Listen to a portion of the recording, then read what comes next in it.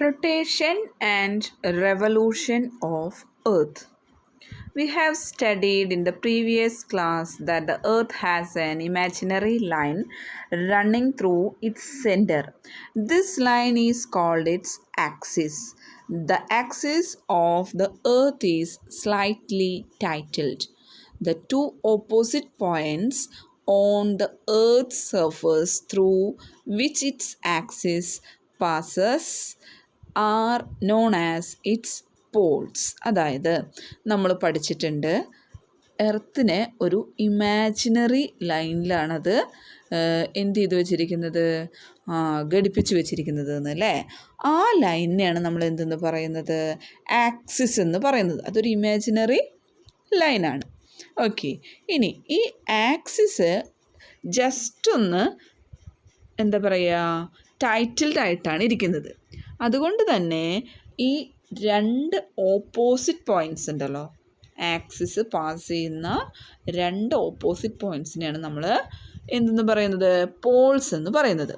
The earth axis run from the north pole to the south pole. അതായത് axis ഏത് മുതൽ ഏത് വരെയാണുള്ളത്, നോർത്ത് പോൾ മുതൽ സൗത്ത് പോൾ വരെയുള്ള ഡിസ്റ്റൻസിലാണ് ഈ ആക്സിസ് ഉള്ളതെന്നാണ് നമ്മൾ വിചാരിക്കുന്നത്. The equator is another imaginary line around the earth which is equal distance from both the poles. അല്ലേ, ഇനി എർത്തിനെ രണ്ട് തുല്യ ഭാഗങ്ങളായിട്ട് ഡിവൈഡ് ചെയ്യുന്ന ഇമാജിനറി ലൈനാണ് ഏത്, ഇക്വേറ്റർ. അല്ലേ, it divides the earth into two equal parts, the northern hemisphere and the southern hemisphere. ഇതൊക്കെ നമ്മൾ കഴിഞ്ഞ ക്ലാസ്സിൽ പഠിച്ചിട്ടുള്ളതാണ് അല്ലേ. There are two types of movements of the earth, rotation and revolution. അല്ലേ, എർത്തിന് രണ്ട് മൂവ്മെൻറ്റ്സ് ആണുള്ളത്. അത് ഏതൊക്കെയാണ്, rotation and revolution. Okay, the movement of the earth on its axis is called rotation. അതായത് എർത്ത് അതിൻ്റെ ആക്സിസിൽ സ്വന്തമായിട്ട് നിന്നുകൊണ്ട് മൂവ് ചെയ്യുന്നതിനെയാണ് നമ്മൾ എന്തെന്ന് പറയുക, റൊട്ടേഷൻ എന്ന് പറയുന്നത്. It takes 24 hours to complete one rotation. നമുക്കറിയാം അല്ലേ, ഒരു റൊട്ടേഷൻ പൂർത്തിയാക്കാൻ എത്ര സമയമാണ് വേണ്ടത്, 24 hours. The rotation of the earth on its tilted axis causes day and night. The half that faces the sun has day while the other half that is away from the sun has night. നമുക്കറിയാം എർത്തിൻ്റെ rotation എന്ന movement കൊണ്ടാണ് എന്തുണ്ടാവുന്നത്, day nights ഉണ്ടാവുന്നത് അല്ലേ. അപ്പോൾ ഈ earth സണ്ണുമായിട്ട് face ചെയ്യുന്ന ഭാഗത്ത് വരുമ്പോൾ അവിടെ എന്തുണ്ടാവുന്നു, ഡേ ഉണ്ടാവുന്നു. ഇനി സണ്ണിൻ്റെ അപ്പുറത്തെ ഭാഗത്തുള്ള എർത്തിൻ്റെ പാർട്ടിൽ നൈറ്റും ഉണ്ടാവുന്നു.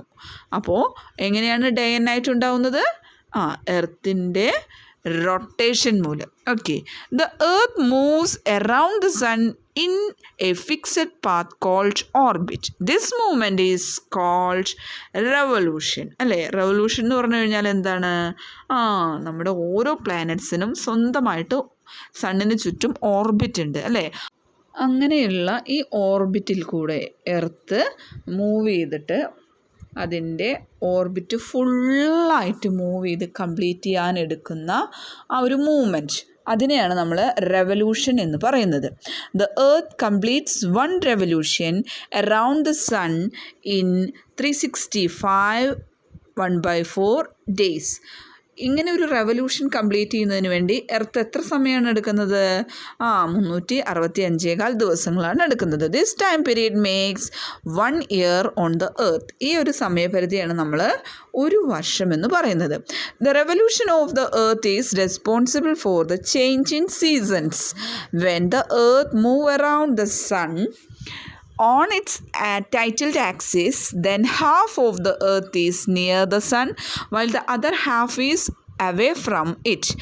The hemisphere near the sun has longer and warmer days because the sun rays fall directly on it. Therefore, this hemisphere has summer season. The other hemisphere receives slanting rays of the sun, so it has shorter and cooler days of the winter season.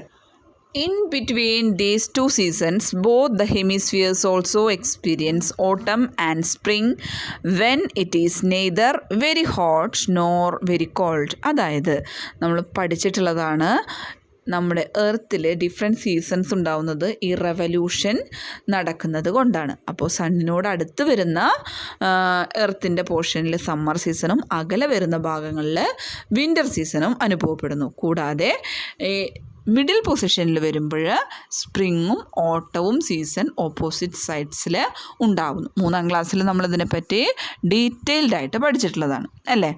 The region of the earth near the equator receives almost the same amount of sunlight through out the year. അതായത് ഇനി ഇക്വേറ്ററിൻ്റെ സമീപ പ്രദേശങ്ങളിലുള്ള എർത്തിൻ്റെ ഭാഗങ്ങളിൽ എങ്ങനെയാണ് same amount of സൺലൈറ്റാണ് വർഷം മുഴുവൻ ലഭിക്കുന്നത്. This region always remains hot and has days and nights of equal duration, that is 12 hours each. ഇങ്ങനെ ഇക്വേറ്ററിൻ്റെ സമീപത്തുള്ള റീജിയൻസിൽ എന്താണ് എപ്പോഴും ചൂടുള്ള പ്രദേശങ്ങളായിരിക്കും. കൂടാതെ ഡേയ്സും നൈറ്റ്സും ഈക്വൽ ഡ്യൂറേഷൻ ആയിരിക്കും, 12 മണിക്കൂറായിരിക്കും കറക്റ്റായിട്ടുണ്ടാവുക. On the other hand the poles receive sunlight only for 6 months and remain dark for the next 6 months. ഇനി നോർത്ത് പോളിലും സൗത്ത് പോളിലും എങ്ങനെയാണ് സൂര്യപ്രകാശം വളരെ കുറവാണ് ലഭിക്കുക. കൂടാതെ അവിടെ 6 മാസം സൂര്യപ്രകാശം ലഭിക്കുമ്പോൾ അടുത്ത 6 മാസം എന്തായിരിക്കും ഡാർക്കായിട്ടുള്ള കാലാവസ്ഥയായിരിക്കും ഉണ്ടായിരിക്കുക. ഓക്കെ, നെക്സ്റ്റ് പേജിലത്തെ ഫിഗർ നോക്കുക. അതിൽ സൺ സെൻറ്ററിൽ നിൽക്കുന്നുണ്ട് അല്ലേ. Summer in the northern hemisphere and winter in the southern hemisphere. അതായത് ഈ ഒരു പൊസിഷനിൽ വരുമ്പോഴാണ് നോർത്തേൺ ഹെമിസ്ഫിയറിൽ സമ്മറും സദേൺ ഹെമിസ്ഫിയറിൽ വിൻ്ററും വരുന്നത്, ഫസ്റ്റ് പൊസിഷൻ. അത് കഴിഞ്ഞാലോ സണ്ണിൽ നിന്ന് വളരെ അകലെ നിൽക്കുന്നൊരു പൊസിഷൻ അല്ലേ. അപ്പം എന്താ സംഭവിക്കുന്നത്? Spring in the northern hemisphere and autumn in the southern hemisphere. Okay, next winter സീസണാണ്. വിൻ്റർ ആകുമ്പോൾ എന്താണ് സംഭവിക്കുന്നത്?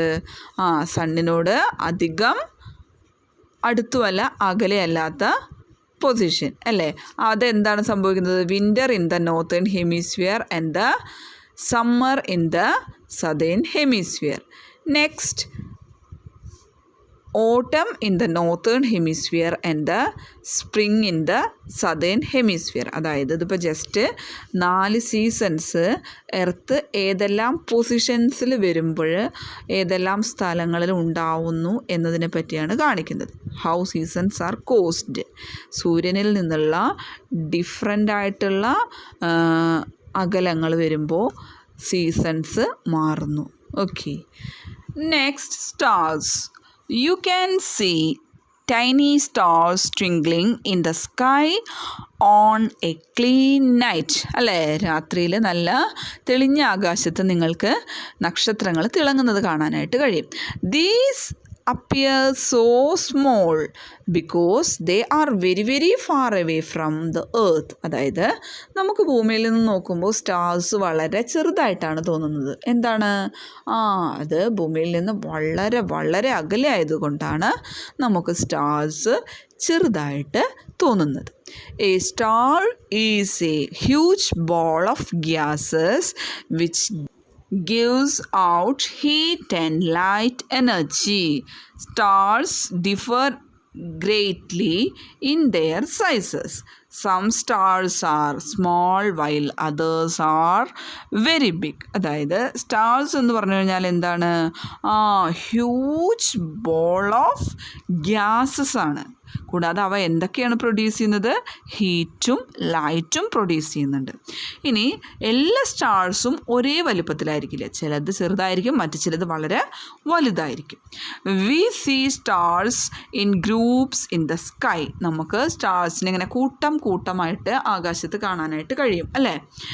These groups are called galaxies. ഇങ്ങനെ സ്റ്റാർസിൻ്റെ കൂട്ടത്തിനെയാണ് നമ്മൾ ഗാലക്സീസ് എന്ന് പറയുന്നത്. certain groups of stars seem to form a recognizable pattern in the sky. These are called constellations. അതായത് നമുക്ക് രാത്രിയിൽ ചില സമയത്ത് സ്റ്റാർസ് ഇങ്ങനെ പ്രത്യേക പാറ്റേണിൽ കാണാനായിട്ട് കഴിയും.